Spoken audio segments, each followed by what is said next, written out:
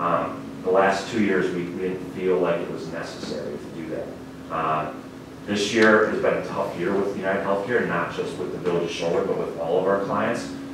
With the Affordable Care Act not going anywhere, they took out all those taxes. So they've increased it by about 3% this year, where other carriers haven't had to do that. And there's some other factors in there where United Healthcare, in my opinion, has had some unfavorable renewals, and not just with the Village, but with other clients we work with.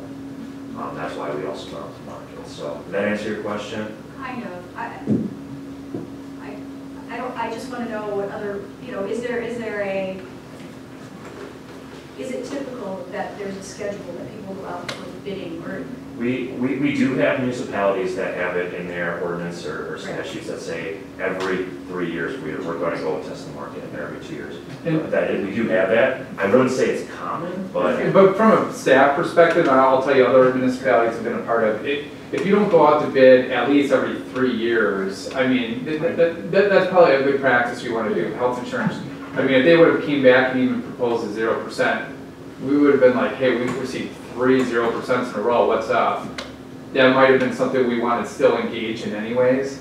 So, I mean, we don't have it, I don't know if we have it written anywhere, but I'll tell you from a staff perspective, I think we would still want to do it every 3 years regardless. Okay, thank you. Yeah. Because if they had come back with 0, we might not have, something in writing, and then we would have lost that reduction, that rate reduction.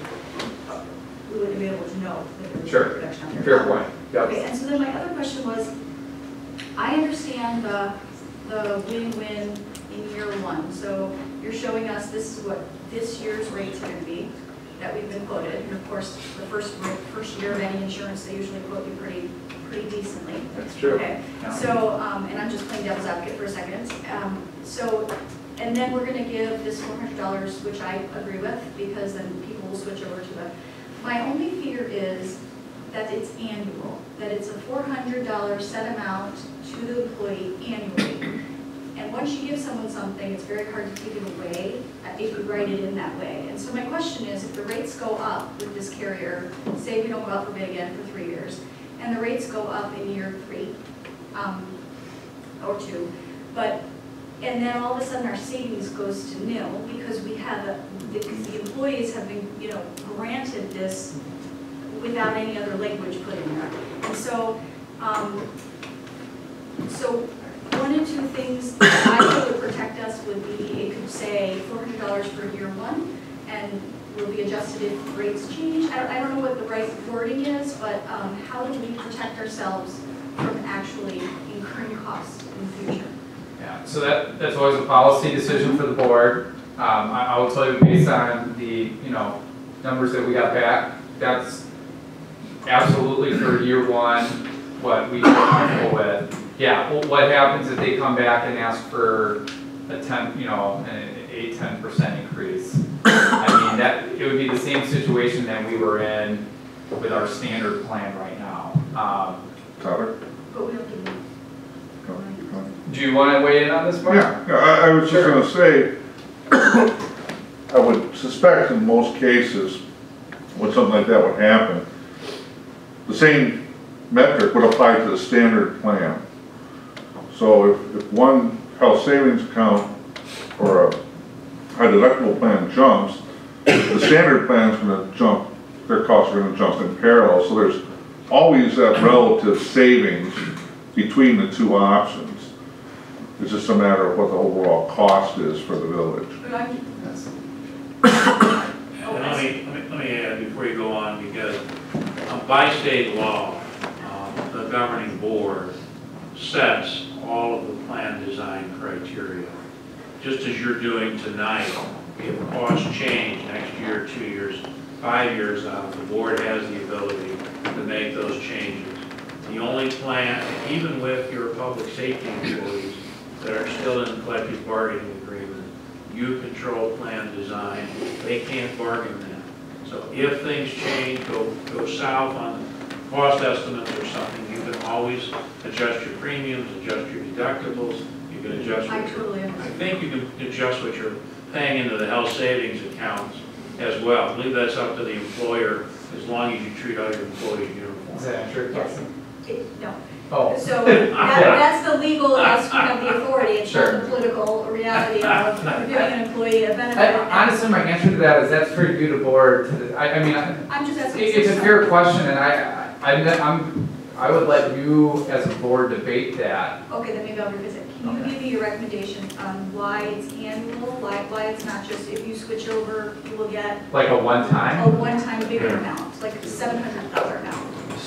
And I that- can't, I mean, that's asking. it's an option, right? Yeah. Okay, No, I just wanted to make sure, because I'm only asking your recommendation, Yeah. because you're recommending it annually, so I'd like to know, you I know, mean, what if an employee switches, right? And then they use, let's say they're on the family plan, 4,000 deductible, let's say they use half of that, they use 2,000.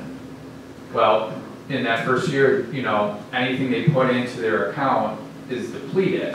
Use it or lose it. So now you go to year 2 and you have nothing in your account, so if the village isn't putting anything else back into your account, that employee's gonna probably be like, well, the high deductible is no longer beneficial for me, I'm just gonna go back to the standard plan. and you can't say once you choose it's a certain amount of years, or, No, well, I mean, that's not what we're proposing. I mean, okay, It's not, you can't do that legally anyway, you have to have an annual open enrollment where I can choose to either add or delete dependents, switch plans, et cetera.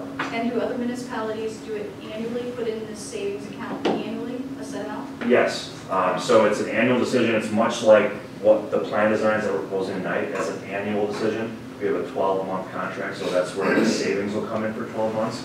Like Tyler said, this could all change next year if our claims go through the roof, and we need to, take back some savings. So unfortunately, it's annually is the best we can.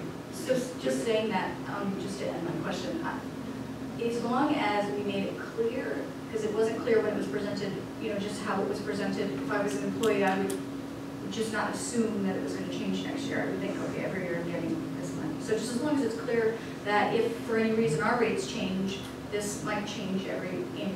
I can put that disclaimer to Okay, thank you. employees, yeah. That's been in place for years. Yeah. So, okay, so if I'm an employee and I'm putting my own money in the HSA also, You can, yeah, that's your decision, yeah. and is there a limit to how much you can do? Good question. Yes, How do you take that? that's set by the IRS. So there is an annual limit both for single and family. I should know this off the top of my head. I think it's 3,400. 3,400 and 6,800, 6,800, something like that. It changes like $50 every year with inflation, but that sounds right. Because, I mean, our family went through exactly this process a couple of years ago and went to the high deductible plan. And General Electric, which pays my insurance, doesn't contribute anything. There is a benefit to doing it. If there's an economic incentive, you kind of have to make a decision, am I gonna have high costs next year or not? But, your premiums go down if you choose the high deductible plan. And you can put your own money tax-free in it. I mean, I agree with what Trustee Rozek is saying. I wouldn't want to make a commitment every year for the $400, and it does roll over. You build up a pretty good amount of money in there, even if you have a major thing. A couple of years later, you have a pretty nice kitty in there. So I wouldn't want to promise the $400 in perpetuity. I mean, there is an economic benefit to going on the high deductible plan. Your premiums go down from day one. So absent the village giving you another $400. When that money builds up in there, what happens when somebody retires or quits? So if I retire or quit, let's start with retire. If I retire and I'm under the age of 65, and let's say I take COBRA and I'm still on the village's plan, I would be able to continue to put money into that health savings account. As long as I'm on a high deductible health plan, I can put money in my HSA account. Now, once I turn 65 and I'm Medicare eligible, then I can no longer contribute to an HSA. But what about getting it out of the You can use it for, once you're over 65, you can use it for a lot of things. Before age 65, you can still use that money for health expenses. So I'll take myself as an example. Horton offers a high deductible health plan. I was on that plan. I got married earlier this summer. I jumped on my wife's plan. Not a high deductible health plan. However, I can still use all the dollars I contributed before I switched towards my new health benefit. So if an employee leaves or is terminated or goes on their spouse's plan, they can still use that money. Okay. They just can't add any new dollars. And then when you're 65, you can use it to buy a car. Sir, yeah, pay Medicare premiums, hopefully is the more reasonable. What's the typical contribution by employer? Is that pretty typical and typically ongoing? It's not. I'd say in the private sector, it's much more like what you just talked about, where it's zero or very minimal. In the public sector, it varies drastically depending on the municipality. A lot of municipalities do what Tyler is proposing though, and tie it to some sort of wellness activity to again get the employee engaged in those programs, to hopefully reduce claims, get them involved, and then build that account up that way. So I don't have any firm benchmarking on that, but But we're doing both. Oh, we're doing both. right, Yeah. yep. So, that was my question on the wellness. What, I've done benefits before, I think the $400 incentive is a good thing. It gets people to switch and try it out, notice that it has some benefits for them, and whether they stay on it or not is gonna be dependent on how much money they make, and they wanna get tax-free, and how much health, how much benefit they get from that, not from the 400. So I think the 400 gives that incentive, in my opinion, to make the switch and try it, and if it is beneficial, then they'll stay on it. I don't see any benefit of giving $400 annually. I think that the incentive is to let them try to play, and the market will take care of itself, because if it's a benefit to them, they'll stay, and if it's not, they're gonna switch back. The second thing is the wellness program. Why are we, just a question, why aren't we just doing the same thing for the HSA, just lowering the premium like we do for the standard? Why are we? The benefits the committee would rather put it in their HSA. Also, I have and once again, this is just a theory, but for those employees that we right now have on the standard plan, we have there's quite a few that, I mean, they do the wellness scorecard, but to them, that's there's some moaning and groaning, let's say, to doing it. So I have a theory that with a high deductible option, they may just do that to get to the cheaper premium. That might be another option for them to consider, which would be some additional savings as well. So one other thing on that too is if we did it just as a premium differential, if we did it the same and went from 15 to 10, if I'm on the HSA plan and that 5% differential is lower because the premium's lower, I get a lesser benefit. And another thing is for your lower income staff, the high deductible health plan they'll probably gravitate to because it's lower in premium. If I'm getting at least some money into that HSA account, I can start building that savings up. Where if I just get the premium reduction, I'm probably not putting my paycheck into an HSA account, I'm paying groceries and things like that. So if someone goes to an HSA account and they can get some village dollars for doing the right thing, that'll hopefully help cushion if they do have a large medical expense. So those are just two additional thoughts on why the wellness contribution. I get that point, but a lower premium monthly will give them more money to do, buy some more groceries. So, I mean, either way, they're getting the savings. I would like an update on the wellness program, maybe halfway through the year. it's actually in your email. Okay, Yep, I sent it out this afternoon, so thank you. you're welcome.